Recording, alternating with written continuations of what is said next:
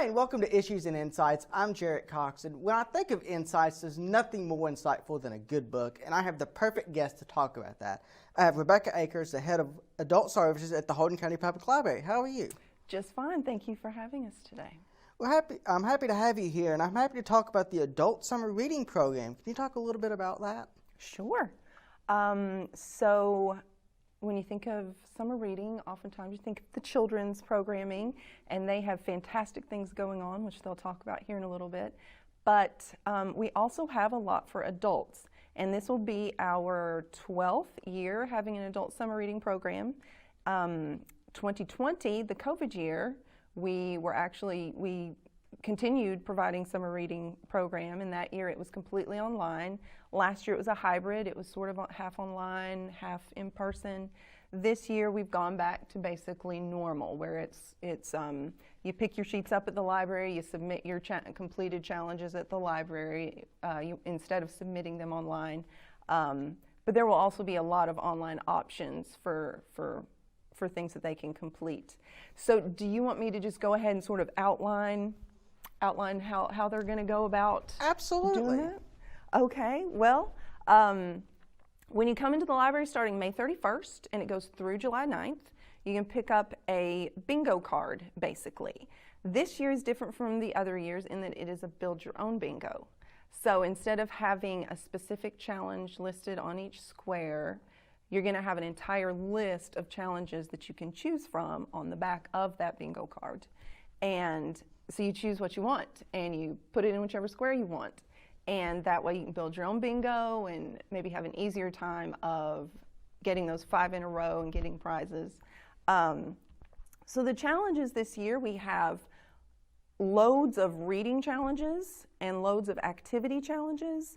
So you could potentially, not even have to read a whole lot of books, because some people can read a book a day, some people it might take a couple weeks. And so to have all of those challenges be reading challenges would make it a little bit intimidating for people who don't necessarily have the time for that. But we also provide opportunities for people to go online, access our databases, do different activities with those via our website, come to library programming, come and hang out on the library lawn, which is sort of a new feature. We've always had the lawn, but we have just recently opened it in terms of access from the inside of the library out to the backyard. And people can go out there, flowers, trees, there's an amphitheater, there's a little gazebo, they can take a picnic out there, read out there, meet friends out there. So just kind of a nice little park environment. And so there are some challenges related to that. So a lot of things for, basically, it is meant to be something that everybody can be involved with.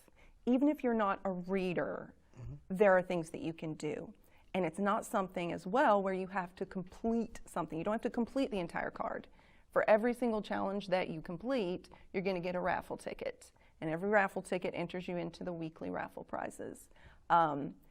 Every bingo that you complete gives you a grand prize ticket, which enters you into the grand prize at the end of the summer, which is sponsored by Swope Family of Dealerships, and they have donated a $100 gift card, Visa gift card. So that's our grand prize. And all you have to do is complete one bingo to be entered into that.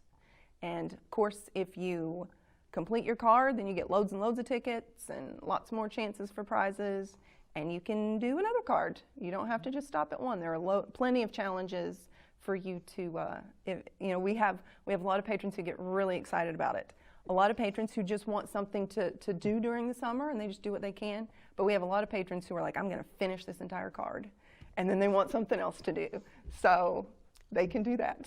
Build your own adventure with a $100 gift card on the line. I tell you, now I'm excited about it. Great. Yes, our weekly prizes are really great this year as well. We have so many community businesses have donated some, gift cards for meals and different things, and so a lot of and book baskets and book bags and library T-shirts, so all kinds of prizes. One thing that I think is important to note, because I'm not from the county, but I went to college at Elizabethtown Community Technical College. You can get a library card if you're a student at ECTC. Yes, absolutely. Even if you are not in county, even if you don't live in the county, if you attend an in-county school, such as ECTC, then you get that. Then yes, you are eligible for a free library card. Same thing for if you don't live in the county, but you work in the county, or you own property in the county, you can get a library card. And what's the cost if you work in the county? Well, there is no cost if you work in the county. Now, if you don't, like you don't work in the county, own property, or attend school in the county, or live in the county, there is a $25 out-of-county per year fee, which is still pretty cheap when you consider all of the resources that are offered. I know where I'm going as soon as I get time this weekend. I'm going to go get my library card renewed. I got to read so many great books when I was a student at ECTC, thanks to the public library. Wonderful. And yeah, I love my library cards. I've had a lot of great librarians over the years, and it's really a great resource. Yes, yes. Great resource. You know, everybody obviously and should associate a library with books because that is still obviously one of the main things that we provide. But people may not realize the depth of the online resources that we offer in terms of our databases. Mango Languages, where you can learn, I think the number 70 is sticking in my head, but I don't think that's the correct number, but somewhere around 70 languages for free that you can receive language tutorials.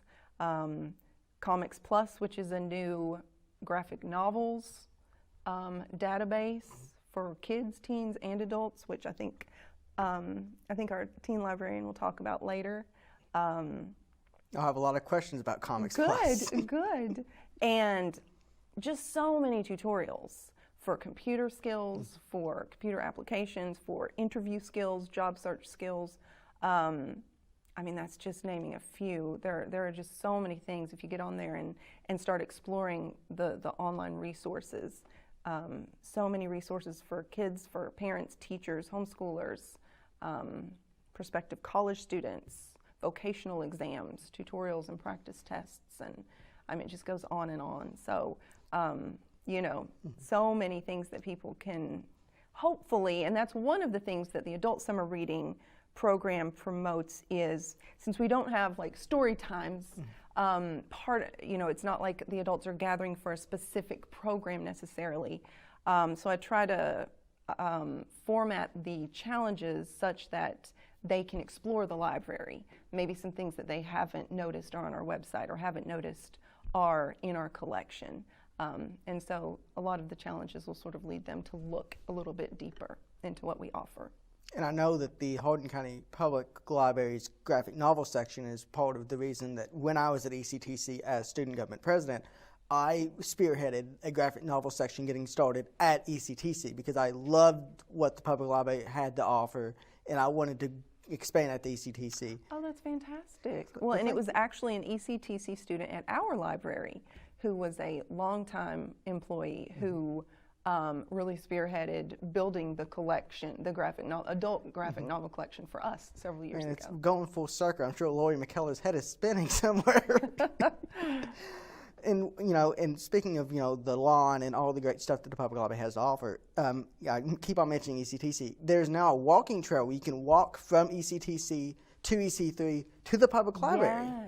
Yes, and how very convenient. It's neat to have so many resources so close that you can have, and sometimes we have partnerships with ECTC with facilitators or programming, and it's really nice to have that opportunity very close by. And being able to walk from those two schools to the public library, that was a walk that I made quite a bit. And, it makes it a lot easier now having that walking trail, and you get to see some great nature. Yes, very nice. So what about the summer reading program? What are some of the things that adults enjoy about this program? Well, a lot of them just have that competitive spirit, and they are just waiting for that challenge sheet, whatever form it might take. And again, this year it's a build your own bingo. They just wait for that to come out, and they're just ready to go and want to check them off, and they just have that competitive spirit. They want to finish it. A lot of our adults that are returning adult summer readers are teachers. And so throughout the school year, they're very involved in the things that they have to be doing, things they have to be reading and instructing. And so summertime comes, and it's just a really nice opportunity for them. Gives them a little bit of guidance. With those challenges on the back of the bingo card to say, okay, so I'm going to go look for this. I'm going to go look for this. But then ultimately the choice is theirs, what they choose to do. And so I think it's nice to have that guidance, but also to have a little bit of freedom and to be rewarded for it with all of the opportunities for prizes. And I was looking at the bingo sheet and the challenges before we started, and one of them was actually grab something random off the shelf. I mean, I'm sure that this gives people an opportunity to grab something they may not have thought about reading before. Right, exactly, because a lot of the challenges are very specific, like choose something with a blue cover or something by an author over 100 years ago or something like that. But yeah, some like that, it's neat to just pop out there and just grab something and see what it's like. So, since the outreach department wasn't able to be here today, can you tell us a little bit about what they're doing out in the community this summer? Sure. So the outreach department is out in the community quite a lot this summer. Some specific dates for their little pop-up library. So they take the bookmobile around and open it up to kids and families, and oftentimes might have games or activities for them as well, and prizes. They are specifically during June and July on Tuesdays going to be at Freeman Lake. That's 10:30 to 12 in the morning. Wednesdays, they will be at the farmers market from 9 to 11. And Thursdays, they will be at the Colvin Community Center in Radcliffe from 9 to 11. Now, those are what's currently specifically scheduled that is on a weekly basis. But they will also, they're also going to have some programs popping up at Freeman Lake, West Point School in West Point, and I think probably a lot of others that they're still working on. And people can keep updated about the location of the bookmobile and where they might be able to find those pop-up libraries throughout the summer on the Hardin County Public Library website. And it is such a your library website is such a great resource. We'll have that down below. But you can find books that you might want to read, and you can reserve them if it's not in. Absolutely. You can reserve. Even if it is in, you can reserve it so that we pull it for you, and all you have to do is pop in and grab your book. And so, we try to make it as easy as possible for people to, and patrons in Radcliffe or in surrounding areas around. If it's too difficult for them to get to the library, all they have to do is let us know. We will pull what they need, send it on the bookmobile so that it can be at one of those stops, and people can pick it up from there. So, sometimes people might find it difficult to get in, but that doesn't mean that they have to be limited in their services. I know, living in Hardin County, being able to reserve a book and knowing that when I made that hour drive to Elizabethtown, that book would be there for me was so helpful and really. Oh, great. Yes. Very good. Well, thank you so much for sitting down and talking with us. We'll have all the information about the summer reading program below. Please be sure to check it out and get a good book this summer.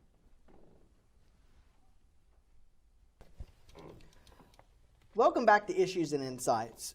We're going to talk more about the great things that the public library is going to be doing this summer, and we have Becca Isaacs and Adelle Malone to talk a little bit more. So can you tell us a little bit about some of the events you're going to be doing this summer? Yeah, we've tried to make sure that our children's calendar is just jam-packed with stuff to do. School's out, and so kids have a lot of free time on their hands all of a sudden. And we want to make sure that the library is one of the first places people think of when they think of, we've got a couple hours on our hands, let's swing by the library and see what they've got to do. Because all the programming we've got is completely free. And even if we're not hosting something at any particular time, we just like to be sort of the first place on people's minds. So we've got the usual story times that you think of. We've got a couple of children's yoga programs that we're doing. We've got some tween events for those 9 to 12-year-olds who are sort of in that awkward spot trying to figure out what they want to do for the summer. We've got art things. We've got Lego Club. We've got board games. Once a week we'll have a dog in that the kids can practice their reading with. So there's just lots of stuff to do. Yeah, I know sometimes I feel like I need a dog to practice reading with.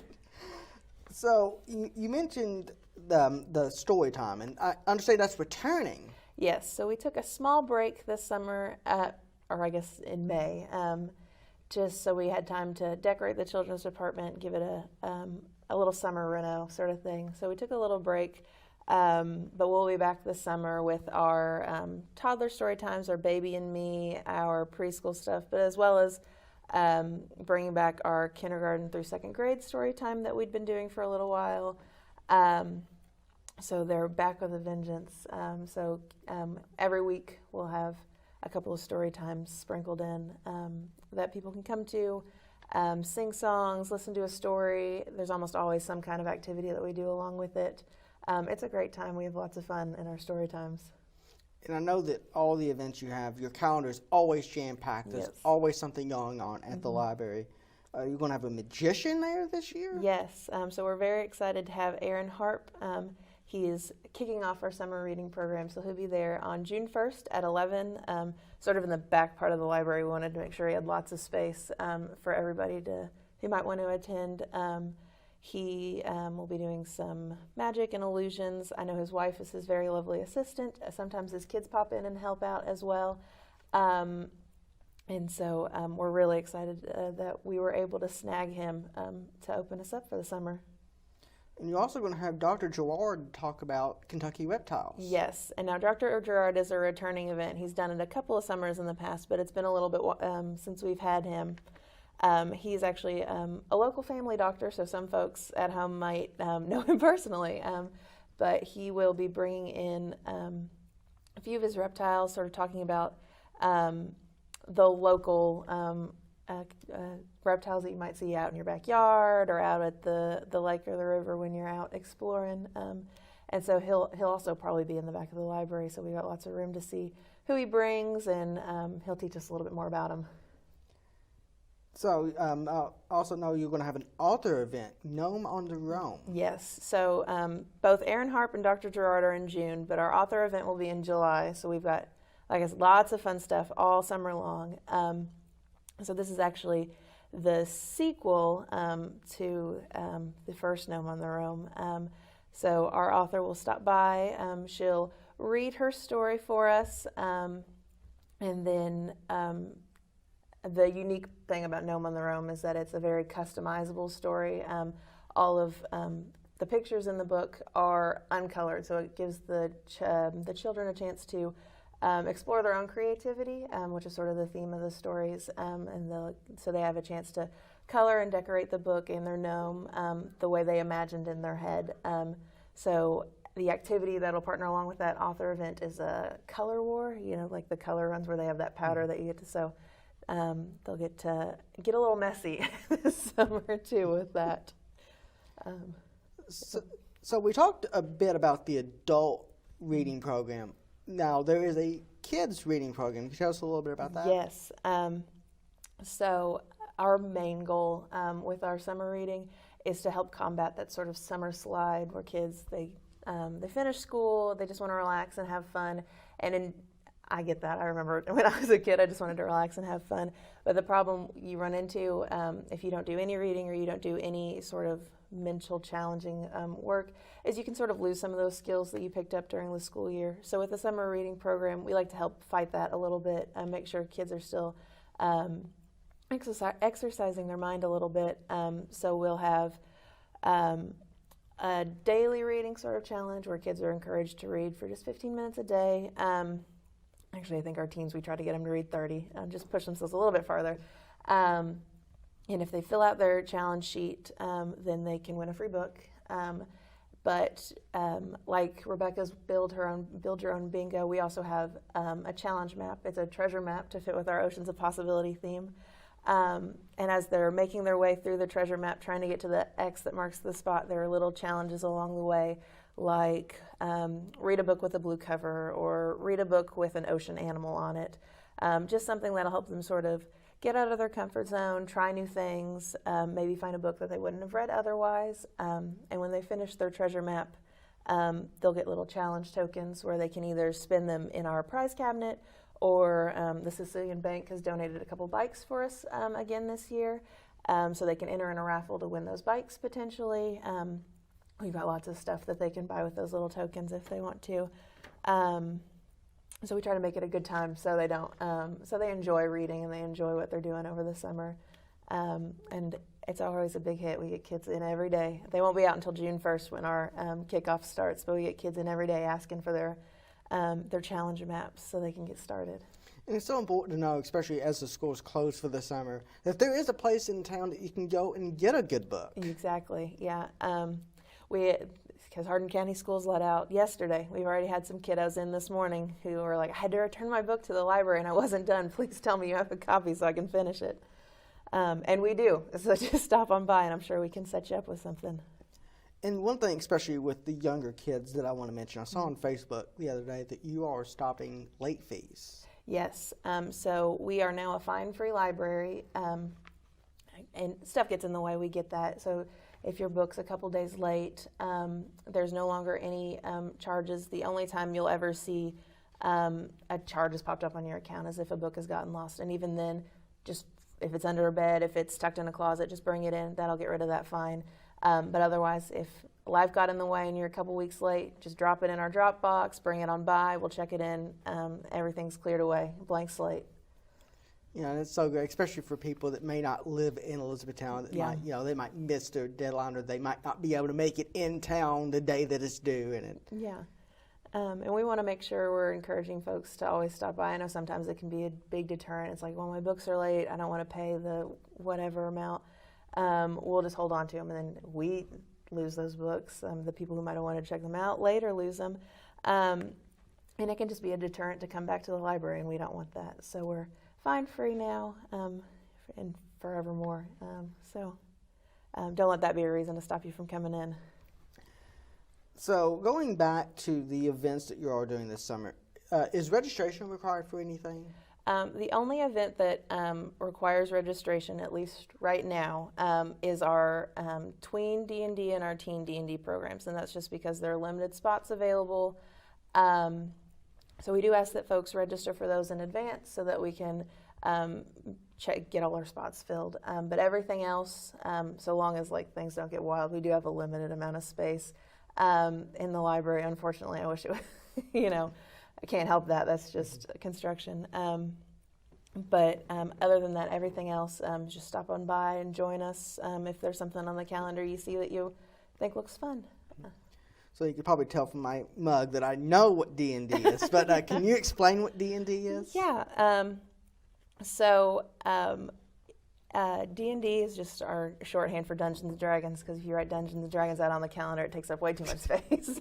So it's just our little collaborative storytelling platform that we do. And Adelle will talk more about the teen program. She's been running teen D&D for longer than I've been with the library, so it's always a very popular program. So popular that we get our 10 and 12-year-olds coming in and are like, please, please, please, can I join? It's like, not yet. We got to keep our teen program separate from our children's programming.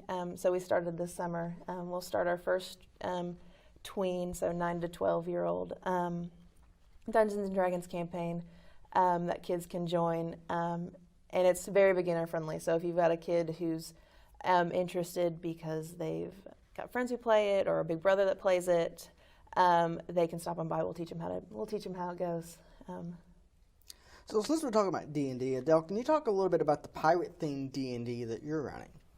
Well, I'm actually starting that in June. I took a break from Saturday D&D for a while.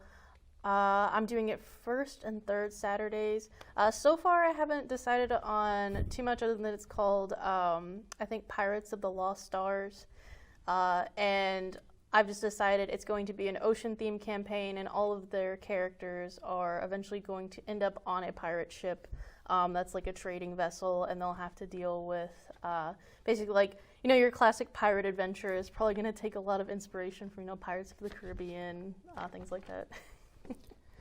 So in addition to the Dungeons & Dragons, you also have I want to make sure I'm saying this right, the Kentucky Shakespeare Company Stage Combat Workshop. Yes, they are going to come in and do exactly what it says. They're going to do, I believe you said it's hand-to-hand combat mostly. So any kid who's interested in theater or acting or just interested in joining in general, even if they've never watched any sort of play or something before, is welcome to come. All of my programs are basically like first come, first serve. I think that they said they're cool with up to 20, 25 teens. So anyone is like definitely free to come the day of. It's going to be June 13th from 1 to 2 p.m. Is registration required for any of the events that you all are throwing? Only D&D, like she mentioned, which my teen D&D is currently already full. I opened up some spots last month and they were gone like that. Yeah, they have a great time. I have a lot of teens that return every time I do it. Some of them that have been coming for like 2 or 3 years in a row. I actually had spots open because I had some that aged out. They turned 19. They had to leave the program. And then we also get some new kids that come as well. Are we just moving on to my programming? Or? Yeah, well, one thing that I do want to ask, with any of the events at the library, is there a cost involved? No, there's never any cost with any of our children's programming. We don't want money to be a reason that people aren't coming to the library. And Rebekah's not here to correct me, but for the most part, all of our adult program, there's no cost associated. If there is, it'll be marked on the calendar. So there will always be something that says there's a small fee associated, but none of our children's programming ever has any cost associated with it. And as the department head, I do want to mention about our stage combat, just so parents don't feel worried. It is all, there is no actual like fighting involved. It's not like a self-defense course. It's just how those like stage fights or like the fights in your favorite TV shows and movies are staged so it looks like they're fighting. At no point will any contact be made between children, just to get that safety concern out of the way. So one thing I want to circle back on before we end the episode, Comics Plus. As graphic novels is something very near and dear to my heart, I'm currently reading Batman White Knight. Can you tell me a little bit about the Comics Plus program, which one of our interns, Kyla Barkley, texted me about very excitedly? You want to get this one or you want me to? I'll start. If there's anything I forget, I'll fill in the gaps. All right, so we actually just got Comics Plus. We were both super excited about it because graphic novels is probably one of like our top checkouts in both young adult and juvenile. They are well loved, so well loved that they are usually in very rough condition, or they love them so much they just don't come back. We always have kids asking for like Dog Man, Cat Kid, Big Nate, all of those, and they're constantly checked out. In the YA section we have a lot of manga, same thing. It's like, okay, the first 5 are always gone. So with Comics Plus, you can check out as many graphic novels and manga as you want on there. There's no limit, like on Overdrive, it is usually we have a certain number of digital copies, so maybe 1 to 3 people at a time, you have to wait. This, as many people as possible can check it out. If you don't read something for a week, it'll be grayed out, you can click on it, it'll recheck out, counts for our circulation every single time. They have a desktop reading app, and you can also get an app on your phone. I've tried it. It's a pretty nice app so far. And if not, we can get it for you. Our interlibrary loan system is amazing. If there's ever something we don't have at the library, we can just fill out a form for you. As long as it's more than a year old, we can check if a library somewhere nearby has it, and they'll mail it to us. Well, you've heard it here, all the great stuff going on in the library. I wish I had more time. Thank you all so much for being here. I'm Jarrett Cox for Issues and Insights. I'll catch you down the road.